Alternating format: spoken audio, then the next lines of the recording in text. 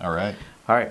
So me and Tony are here, and Tony is the founder of the Sunday Morning Linux Review, of which I co-host with Mary and Phil, who are not with us today because they already left. They had stuff to do. And we have all the podcast equipment set up, and I figured I'd take a few minutes to talk about how we do the podcast and how this gets put together. And it's less complicated than some people think. It's and more complicated in other ways.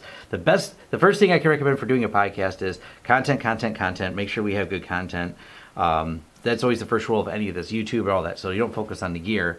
But we're going to talk real quick about the gear because you do need some gear to do this. That's right. Yeah. So we have here, what's this mixing board? It's a Behringer 12.2. 12.2? 1202 or whatever. So there's 12 inputs with a 2-channel output.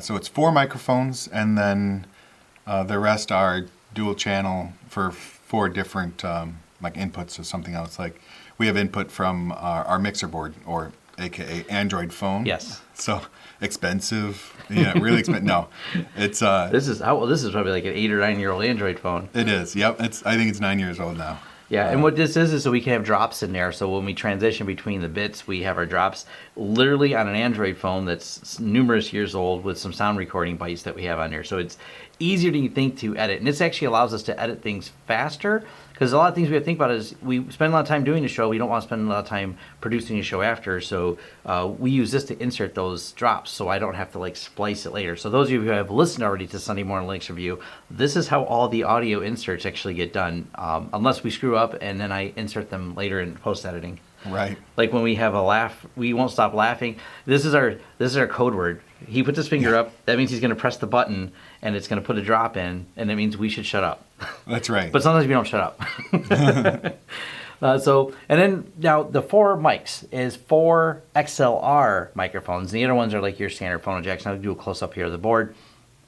See what you're talking about. Now the microphones we're using right now are Audio-Technica.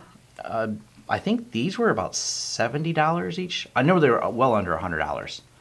And that includes the microphone and cable that goes with the and the stand. Yeah, and the stand, the little rubber stand here. Because something important when you're doing a podcast. Now, the good news is this is a heavy table. There's no shake to it. I mean, it's solid. So you don't want to set things and bouncing around. But microphones help isolate that with the microphone stands. And they have rubber feet, and this is really flexible. So the mic, it's all about keeping absorbed. Now, I'm actually recording with an Asden mic with its own shock mount, and you may have seen microphones on a stand with a shock mount. All that is to stop when you type on a keyboard all that vibration coming through. Because these are sitting on the table, and that's because we break this up and set this down for each podcast, which we record every 2 weeks. It's not as big of a deal for us to have a shock mount. So it's not, we just are real conscious of don't bang on the table, don't set your cup on the table, and things like that. Right. And occasionally I've seen Tony cringe a little bit because he'll wear the headsets to monitor the levels, and one of us will bang something or will bump something, and Tony's like, yeah, or stop moving your mic. Why are you moving it in the middle of the show? Don't touch it. Yeah. We do that in the pre-show. We try to make sure everything's in position. We do a mic check. And the reason you usually have one person working the board, and it's generally Tony. I'm the backup on X. I know how to do it as well. You set all the levels, and you try to keep your head focused at the microphone when you're doing this. Because when I turn from side to side, you lose it. So you kind of stare at the mic, even though that becomes tricky for all of us. And we've been doing this. We recorded episode 257 today.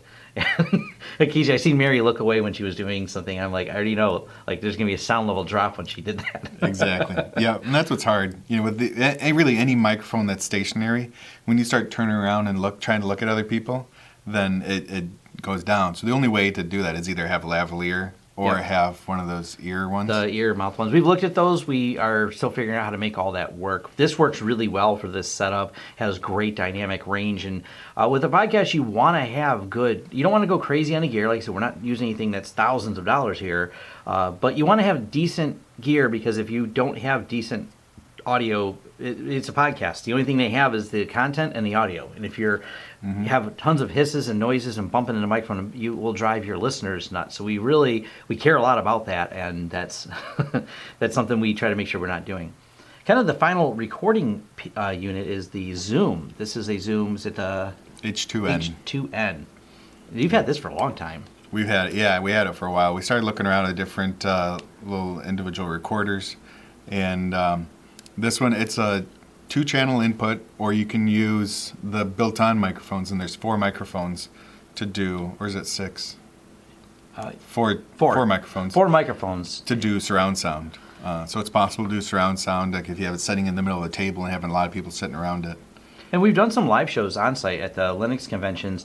We'll just take this Zoom on its little stand right here, set it on there, and bring 2 people close to like a cocktail style table, and you can just go at it and have an interview, kind of impromptu. It's the microphones in this is really good, and I think you can find these used for under $100. Yeah. I think we paid new a couple years ago was $200 or something with all the little accessories and everything. Yeah.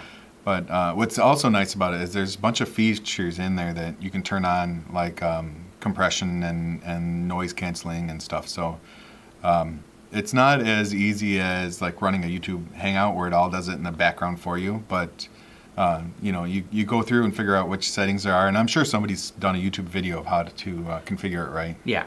And once you have it set, I don't touch any settings. I just turn it on, I hit record, done. And it's got a nice big record button.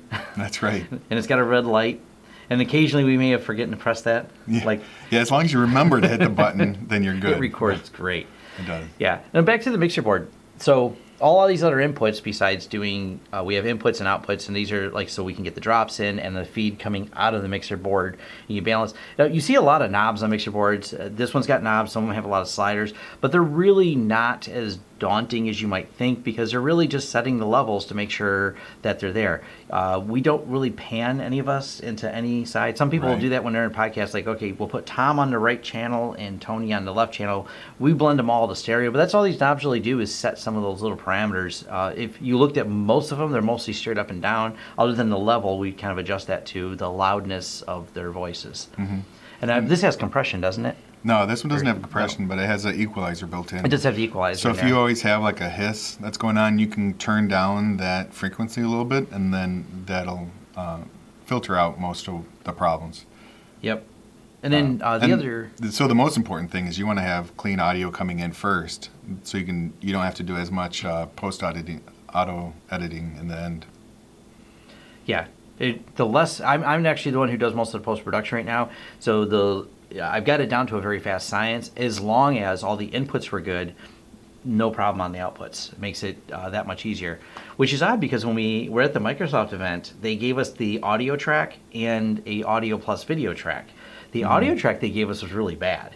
Good news is the video track had the audio in it at high quality. Oh. So each one of the videos we posted for our Microsoft interviews, where we post them to YouTube as well, I had to just use the video audio because the separate audio track they created was just bad. It was The levels were like really low. The more I boosted them, you could hear the background noise. I'm like, this was recorded by professionals. Yeah. But the XLR mics help really keep a nice, clean. It's kind of weird to me think because these have USB, but when we've tried them, they work good USB. But the mixing and balancing with XLR still really. The quality can't be matched yet, and here it is, 2017. XLR is a forever old standard. Right. It's been in the audio and music industry for a long time. Yeah, if you're doing multiple people in one location, then it's easiest to use a mixer board. That way you can set the levels and go from there. If you're going to be doing everybody remote, like on Google Hangouts or Skype or something, then it's all done within the software, and you can have just the one microphone plugged in USB into your PC and be good to go. Yeah, pretty simple. But I figured I want to cover some of the audio we use. We're not using anything high-end, super high-end headphones, but simple stuff. If you want to get into podcasting, you don't need to spend a fortune on the hardware. First, make sure you have your idea, your content, your layout, which I feel as though Tony set up a nice structure that we follow for here, like the drops and everything else. It's also important. Tony helps when we go down the rabbit hole of discussing something and we get off topic. Tony all of us, we try to keep each other in check on that. So focus on a lot of that aspect when you're starting a podcast before you go. I want the most expensive mic, most expensive mixer board and gear. I want the best of the best. If you don't have the good content, no matter how good the gear is, it's still going to be crap. Right. Yep. So I just wanted to take a minute to share that. This is something else that we do here that's separate but related to both my YouTube channel and the podcasting and just kind of talking about it in general, what we do and all that fun stuff. But that's about it. And we get up real early, so that's this is actually occurred. What time is it right now? Is it like 9? It's Probably. 9:45. This is after we recorded, so we get here at 7 a.m. Well, I get here a little bit early. I start setting up, and then Tony and them, we arrive right at 7 a.m. and we start getting into it and finish all the details. We do mic check, and boom. We one of these days we're going to have a show title ready before before the show, right? I think we spent 15 minutes this morning trying to decide a show title. Right. So as much as we are organized and it feels good at the end when we're all done, we sometimes realize we're not always as organized as we want to be. Yeah.